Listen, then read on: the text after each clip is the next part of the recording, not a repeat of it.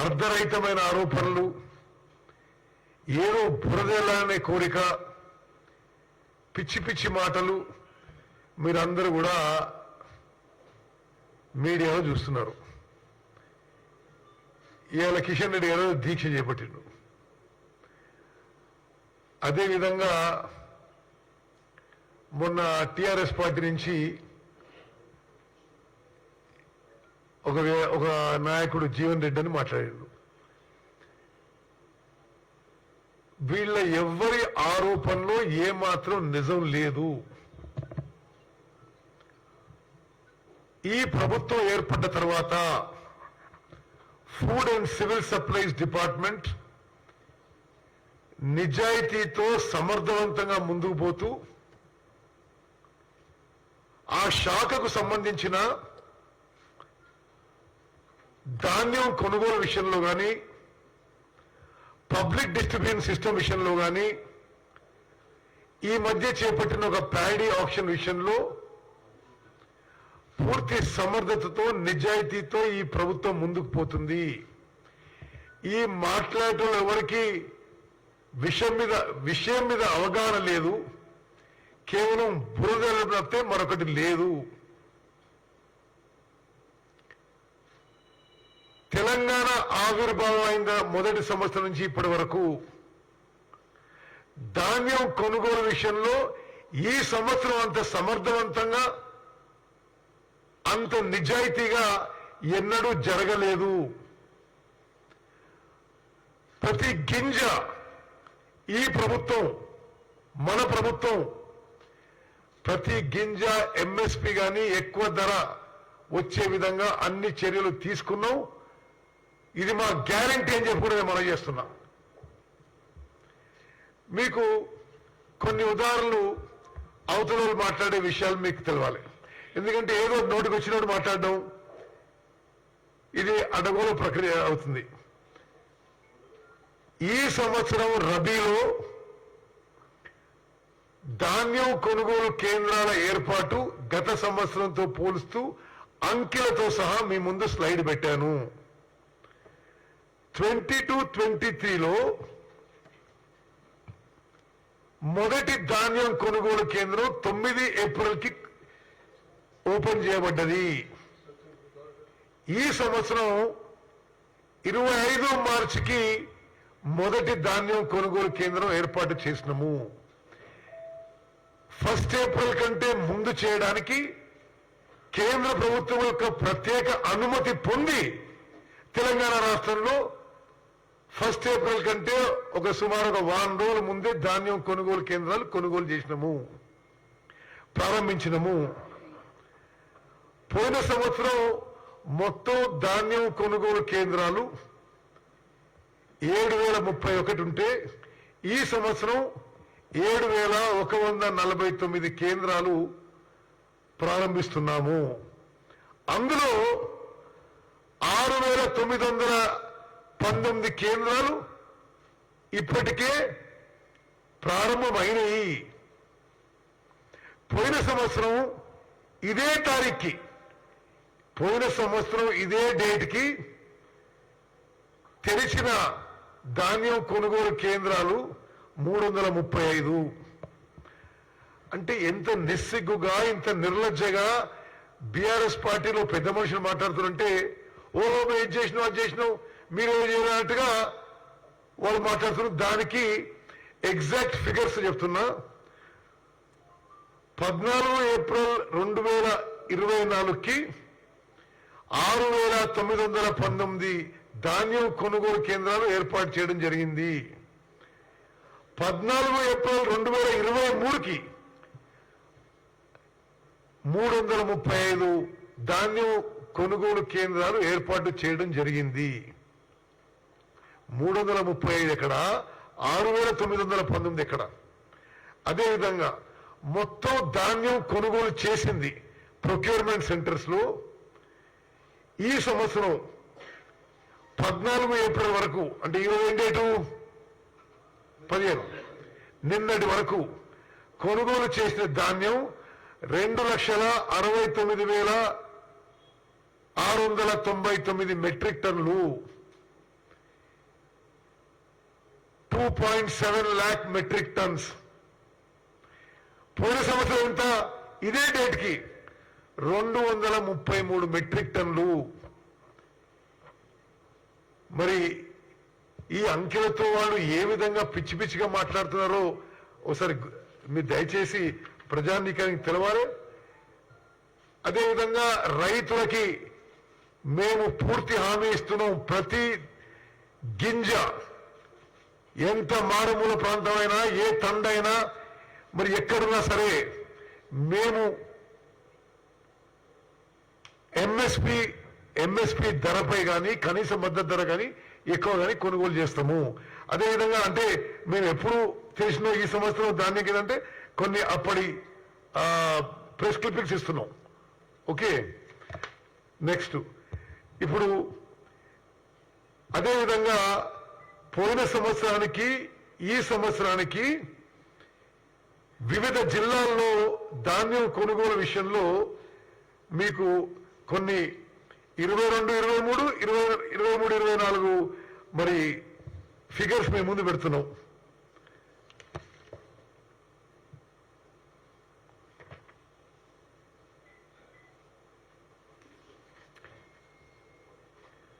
సిద్దిపేట జిల్లాలో పోయిన సంవత్సరం ఇదే తారీఖుకి ఒక్క ధాన్యం కొనుగోలు కేంద్రం కూడా ఓపెన్ కాలే, ఒక్క గింజ ధాన్యం కూడా కొనుగోలు చేయలే.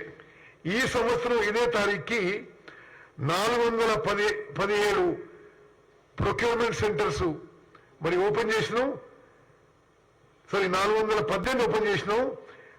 824 మెట్రిక్ టన్నులు మేము కొనుగోలు చేసినాం.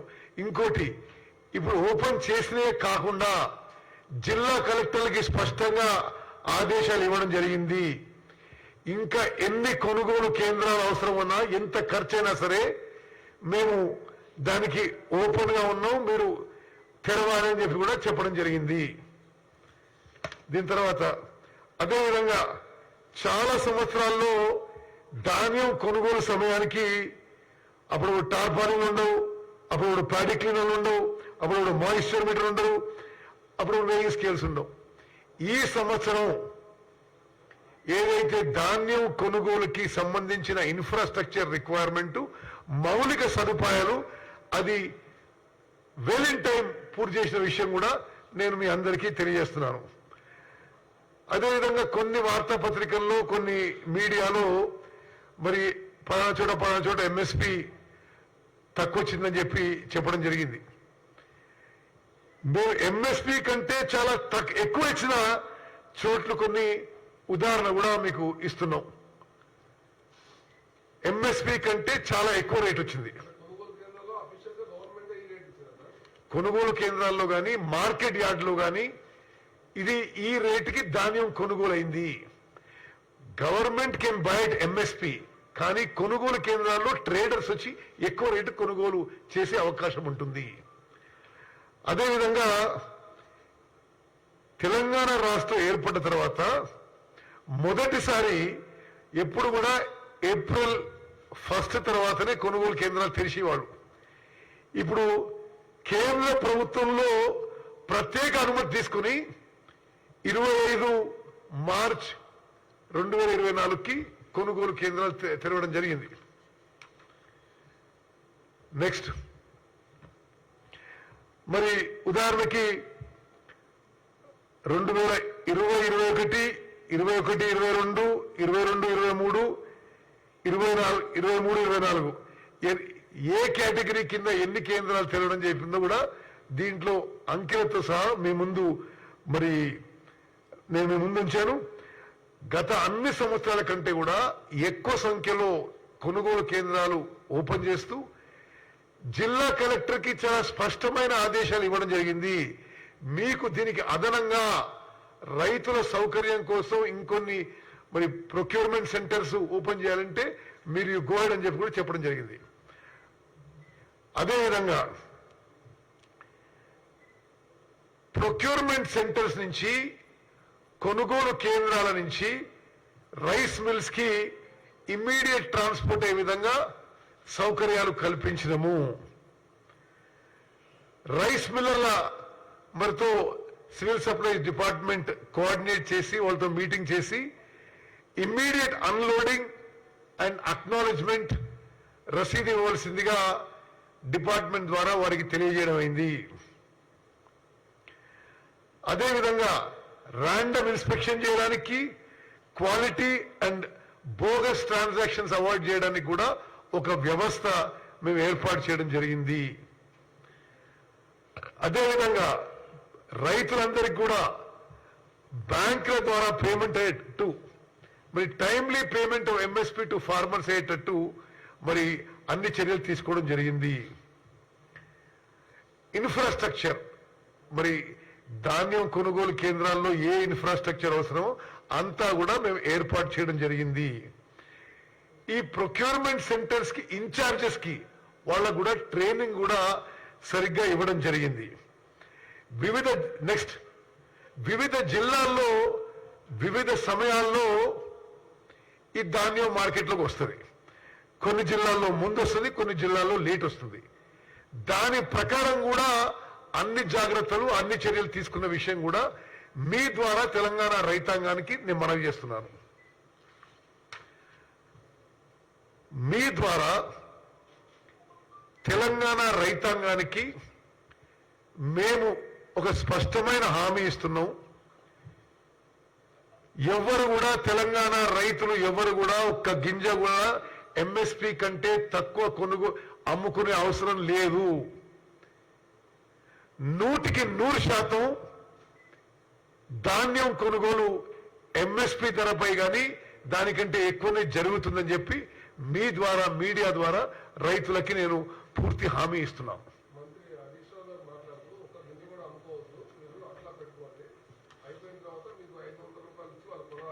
సరే శ్రీనివాస్ గారు, నేను పూర్తి చేయాలి, ఆ తర్వాతనే మాడతా.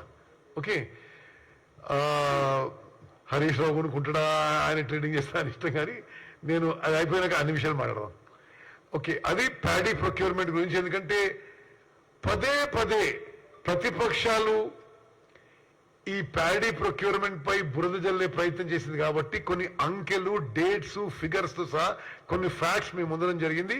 దయచేసి ఈ విషయాలన్నీ మీరు హైలైట్ చేయాలని చెప్పి మిమ్మల్ని రిక్వెస్ట్ చేస్తూ, మొన్న ఒక పెద్ద మనిషి జీవన్ రెడ్డి ఏదో ఈ ప్యాడీ ఆప్షన్ గురించి పిచ్చి పిచ్చిగా మాట్లాడాడు.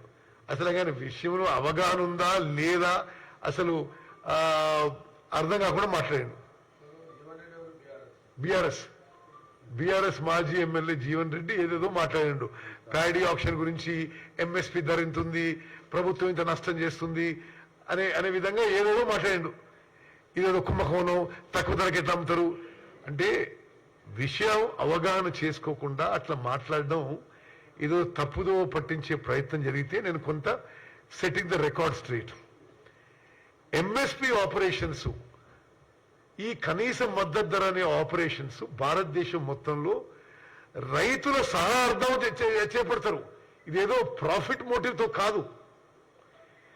ఇప్పుడు రైతులకి కనీస మద్దతు ధర కంటే ఎక్కువ వస్తే వాళ్ళు ఎట్లా గవర్నమెంట్ ప్రొక్యూర్మెంట్ సెంటర్స్ కి రారు. అది మేము ఇన్సిస్ట్ చేసేది కూడా లేదు. సో ఈ కనీస మద్దతు ధర గతంలో కాంగ్రెస్ ప్రభుత్వాలు ఈ ఎంఎస్పీ ఆపరేషన్స్ మొదలుపెట్టినాయి. ఇది రైతులు డిస్ట్రెస్ సేల్ చేసుకోకుండా కాపాడటానికి. ఉదాహరణకి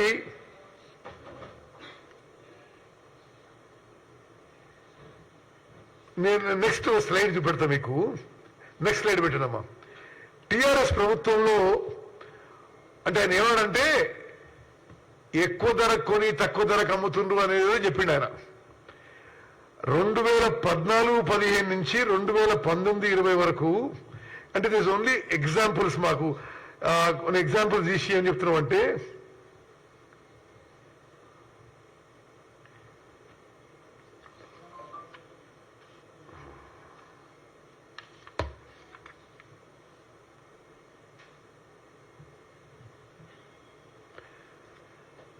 ఏ సంవత్సరంలో ఎంత ధరకి కొనుగోలు చేసిండ్రు, ఎంత ధరకి అదే ప్రభుత్వం అమ్మిందని మీకు మొత్తం చెప్పాలంటే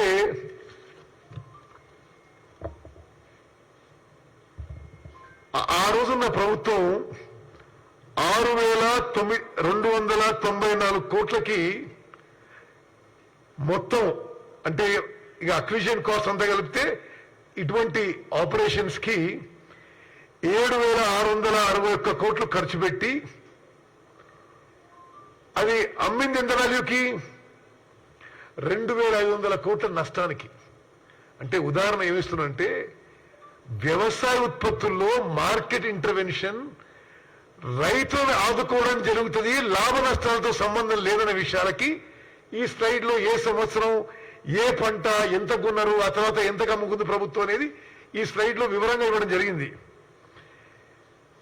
మీకు ఒక ఉదాహరణ నేను ఇంకా డీటెయిల్ గా చెప్తే, ఇలా మీరు సీరియల్ నెంబర్ 21 చూడాలి.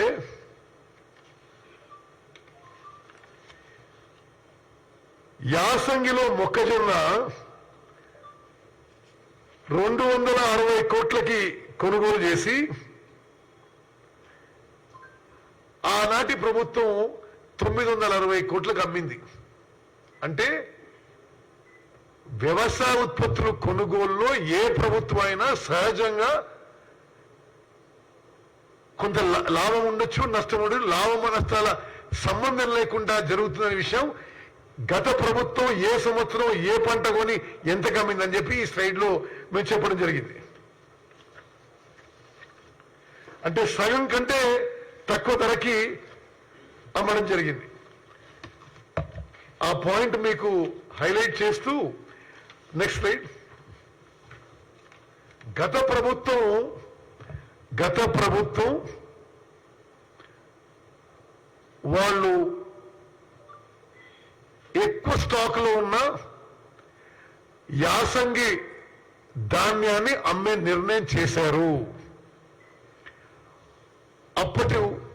ఆనాడున్న రైస్ మిల్లర్ల అసోసియేషను ప్రభుత్వానికి ప్యాడీ ఖరాబ్ అవుతుంది, ఇన్ఫీరియర్ అయిపోతుంది, డ్యామేజ్ అవుతుంది, డిస్కలర్ అవుతుందని చెప్పి దయచేసి ఎక్సెస్ ప్యాడీ అమ్మేసేయండి, ఆక్షన్ చేయండి. గత ప్రభుత్వంలో రైస్ మిల్లర్ సంఘం విజ్ఞప్తి మేరకు ఆ ప్రభుత్వం ఆ ప్యాడీని ఆక్షన్ చేయడం జరిగింది.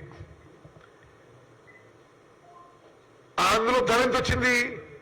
ధర 1,700 రూపాయలు వచ్చింది. ఆ రోజు ధాన్యాన్ని ఆక్షన్ చేస్తే 1,702 రూపీస్ 51 పైసా వచ్చింది. వివిధ కారణాల వల్ల ఆ టెండర్ క్యాన్సిల్ చేయడం జరిగింది. రెండోసారి టెండర్ చేసాం అదే ప్యాడీని. రెండోసారి టెండర్ చేస్తే అది ఎందుకు పూర్తి కాలేదంటే ఆ తర్వాత మోడల్ కోడ్ ఆఫ్ కాండక్ట్ వచ్చేసింది. కొత్త ప్రభుత్వం ఏర్పాటు చేసిన తర్వాత ఈ ప్రభుత్వం ఒక కమిటీ వేసి కొత్తగా టెండర్ పిలవడం జరిగింది. ఈ టెండర్లో అదే ప్యాడీకి, అదే స్టాక్ ప్యాడీకి గత ప్రభుత్వంలో 1,702 రూపాయలు వస్తే ఈ ప్రభుత్వంలో యావరేజ్ ప్రైస్ 2,222 రూపాయలు వచ్చింది. దీన్ని ఆయన ఏమంటాడు? ఏదో కుంభకోణం అట, ఏదో పిచ్చి పిచ్చి మాటలు. దయచేసి అర్థం చేసుకోండి. గత ప్రభుత్వంలో యావరేజ్ ప్రైస్ 1,702 రూపాయలు వస్తే ఈ ప్రభుత్వంలో యావరేజ్ ప్రైస్ 2,022 రూపాయలు వచ్చింది. దీనికి ఈ యావరేజ్ ప్రైస్ కి దొడ్డు బియ్యానికి కొంత తక్కువగా, సన్న బియ్యం వడ్లకి 2,400 రూపాయలు వచ్చింది ఈ ప్రభుత్వం పెట్టిన ఆప్షన్ లో. అంటే గత ప్రభుత్వానికి ఈ ప్రభుత్వానికి ఎంత పర్సంటేజ్ డిఫరెన్స్ ఉంది. అదే స్టాక్ ఆఫ్ ప్యాడీకి ఒకసారి మరి ప్రజలందరికీ తెలవాలి.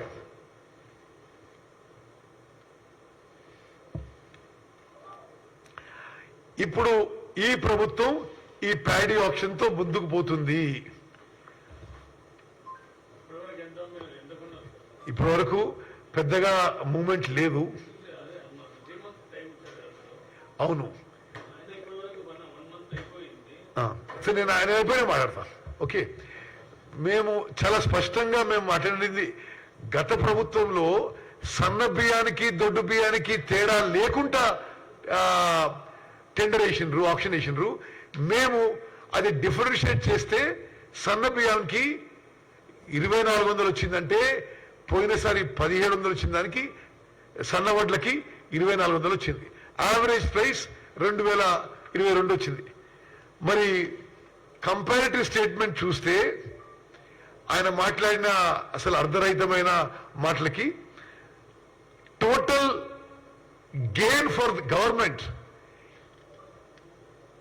ఈసారి జరిగిన ఆక్షన్ ద్వారా 1100 కోట్ల రూపాయలు అదనంగా ఆదాయం రాష్ట్ర ప్రభుత్వానికి రావడం జరిగిందని చాలా స్పష్టంగా ఈ ఫిగర్స్ తెలియజేస్తున్నాయి. మరి ఇది వాళ్ళెవరో ఇంతకీ అంతకీ అని మాట్లాడుతున్నారు. ఆ పెద్ద మనిషి ఏమన్నాడు, అసలు ఎంఎస్పీ కంటే తక్కువ ఎందుకు అమ్ముతున్నారు? మేము ఏం చెప్పామంటే 10 ఏళ్ల పాటు ఏ పంటకి ఎంఎస్పీకి కొని తక్కువ ధరగా మీరు ఆ లెక్క పెట్టినాం. ఇప్పుడు పోయిన ప్రభుత్వం ఈ ప్రభుత్వం ఆక్షన్ అదే స్టాక్ ఎంత తేడా ఉందో మళ్ళీ ఒకసారి ఇందులో కూడా చూపడం జరిగింది. సివిల్ సప్లైస్ డిపార్ట్మెంట్ విషయంలో నేను చాలా స్పష్టంగా చేయదలుచుకున్నా. అసలు ఎంత అస్తవ్యస్త పరిస్థితుల్లో సివిల్ సప్లైస్ డిపార్ట్మెంట్ కానీ కార్పొరేషన్ కానీ గత ప్రభుత్వం నడిపించిందంటే రేషన్ బియ్యంలో ప్రతి జిల్లాలో ప్రతి దగ్గర ఒక మాఫియా తయారైపోయి ఈ రేషన్ బియ్యం రీసైక్లింగ్ ఈ ప్రభుత్వం ఉక్కు పాదంతో అది అణచివేస్తున్నాము. గత ప్రభుత్వం సివిల్ సప్లైస్ కార్పొరేషన్ కి 58,000 కోట్ల అప్పు వదిలిపెట్టింది. 58,000 కోట్ల అప్పు కాకుండా 22,000 కోట్ల ధాన్యాన్ని బ్యాంకు లోన్ తీసుకొని వడ్డీ కడుతూ ఆ ధాన్యం రైస్ మిల్లర్ దగ్గర అన్సెక్యూర్డ్ గా పెట్టింది. రైస్ మిల్లర్లు కూడా అడ్డగోలుగా మరి దానికి వాళ్ళ దగ్గర గోడౌన్ స్టోరేజ్ ఫెసిలిటీస్ లేక ఇష్టమైన స్టోరేజ్ చేసుకున్నారు. అసలు ఏమి గత ప్రభుత్వంలో సివిల్ సప్లై డిపార్ట్మెంట్ కార్పొరేషన్ లో ఏ విధంగా కూడా ఒక పబ్లిక్ ఎక్స్చెక్కర్ కానీ ప్రభుత్వంతో ప్రజలకు సంబంధించిన సొమ్ముని కాపాడాలి, దాన్ని జాగ్రత్త పడాలని ఏమీ చర్యలు తీసుకోలేదు. ఈ ప్రభుత్వం వచ్చిన తర్వాత గత 100 రోజుల పై చిల్లరలోనే సివిల్ సప్లైస్ కార్పొరేషన్ అప్పు 58,000 కోట్ల నుంచి 5,000 కోట్లు తగ్గించడం జరిగింది. మరో 7,000 కోట్లు ఈ ఆక్షన్ ద్వారా సివిల్ సప్లైస్ కార్పొరేషన్ మరి అప్పు తగ్గిపోతున్నాము. అన్ని విధాలుగా మరి కాంగ్రెస్ ప్రభుత్వం సివిల్ సప్లైస్ డిపార్ట్మెంట్ ఇష్యూలో అన్ని జాగ్రత్తలు తీసుకుంటుందని చెప్పి మనవి చేస్తూ మొన్న టీఆర్ఎస్ మాట్లాడిన మరి విషయాలకి అసలు అర్ధరహితం. ఎవరన్నా ఆయన ఏమంటాడు, ఎంఎస్పీ 2,200 ఉంటే మీరు తక్కువ ధరకి ఎందుకు అమ్ముకుంటున్నారు? ఒకటి మీకు చెప్పినాం, వాళ్ళ ప్రభుత్వంలో ఏ సంవత్సరంలో ఏ పంటని ఎంత కొని ఎంత కమ్మినని. ఈ రోజు టీఆర్ఎస్ ప్రభుత్వం వాళ్ళు టీఆర్ఎస్ పార్టీ వాళ్ళకి మేము చెప్తున్నాం, మీరు 2,200 రూపాయలకి మీరు కొనుగోలు చేయదలుచుకున్నా మరి ఎవరొచ్చి ఈ ఆక్షన్ లో ఏ విధంగా వాళ్ళకి కావాల్సిన మేము ఓపెన్ ఆఫర్ ఇస్తామని చెప్పి కూడా మనం చేస్తున్నాం.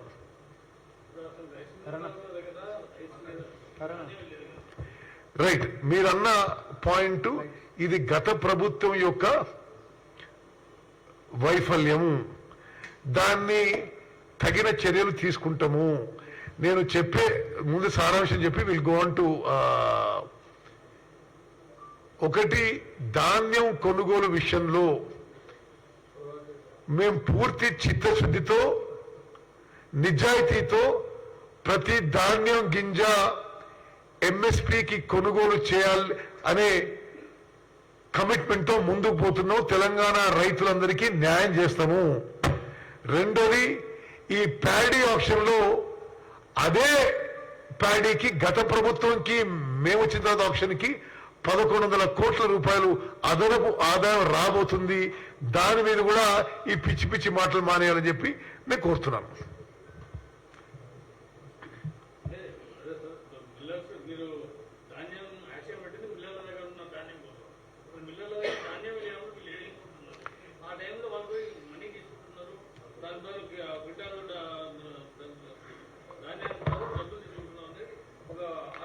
ప్రభుత్వాన్ని ఏంటిది, ప్రభుత్వం ఈ స్టాకు ఇప్పుడు వచ్చిన ఆప్షన్ మీద 7,000 కోట్ల రూపాయలు. మేము వాళ్ళకి చెప్పిన విషయం, మేము ఎవరికైతే ఇచ్చినామో ధాన్యం వాళ్ళ నుంచి వాపస్ తీసుకోండి అని. అంతకంటే ప్రభుత్వం ఇస్ నాట్ ఇన్వాల్వ్డ్. ఓకే,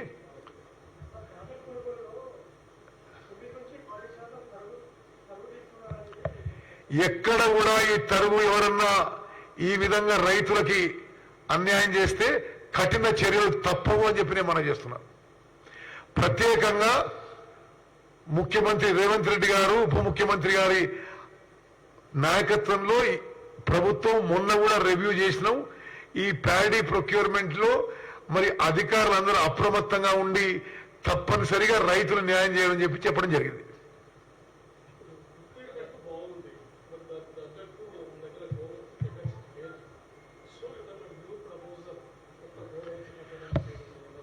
ఇది మీరన్న మాట నేను ఒప్పుకుంటున్నా. ఏ స్థాయిలో అయితే గోడౌన్స్ కట్టి ఉండాలనో గత ప్రభుత్వం కట్టలేదు. కట్టకుండా ఉండి రైస్ మిల్లర్ల మీద ఆధారపడి ఉంది. తప్పనిసరిగా గోడౌన్ స్టోరేజ్ కెపాసిటీ మా ప్రభుత్వం పెద్ద స్థాయిలో పెంచబోతుందని చెప్పి స్పష్టమైన హామీ ఇస్తున్నాం.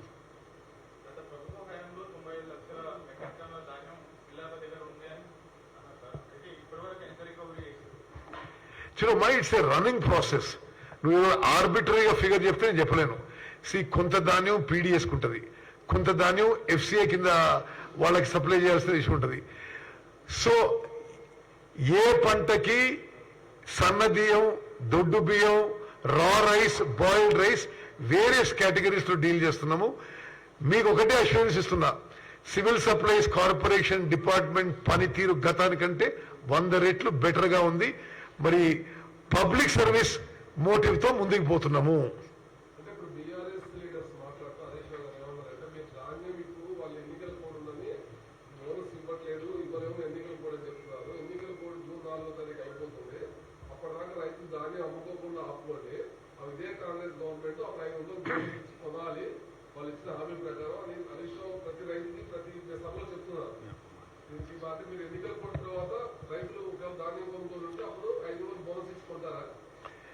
శ్రీనివాస్ గారు,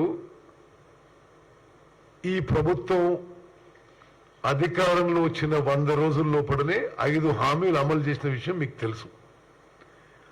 గత ప్రభుత్వం 100 హామీలు ఇచ్చి 10 ఏళ్ల పాటు వాళ్ళు ఆ అష్యూరెన్సెస్, ఆ ప్రామిస్ ఫుల్ఫిల్ చేయక అందరూ వాళ్ళ ఉంటారంటే తప్పది. మేము ఇచ్చిన ప్రతి మాట నిలబెట్టుకుంటూ కోడ్ అయిపోయినాక మీరే చూస్తారు.